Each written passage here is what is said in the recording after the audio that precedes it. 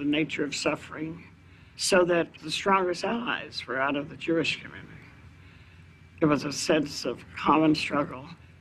Part of the Jewish identification with the black community did have to do with our own tragic experience in Eastern Europe. But it goes back further. I think it goes back to what we study and what we know to be so from the Bible.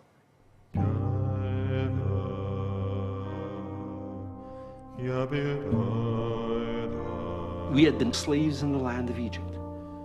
So one of the most fundamental commitments of the whole of Torah is the commitment to liberation. The central narrative of the Jewish people is the liberation from Egypt. Go down Moses, let my people go. That's biblical. And of course, that was a great source of strength in the movement, the Old Testament.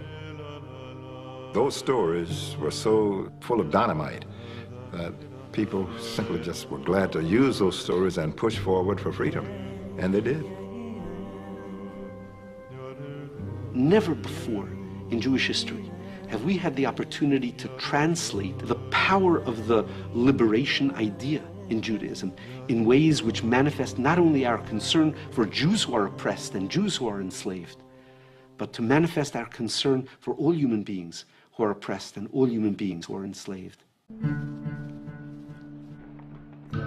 The summer had begun with a powerful show of unity as black and white volunteers traveled to Mississippi to help African Americans register to vote in a project activists called Freedom Summer.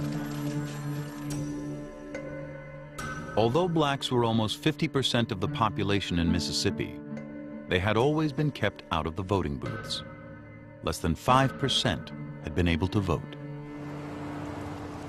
Some 1,000 volunteers headed south. Nearly 2/3 of the white volunteers were Jewish. Everyone knew the risks and the dangers.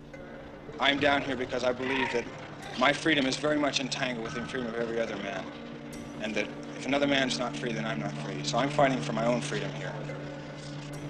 Are you scared? Yes, I'm very much afraid. Everyone here is.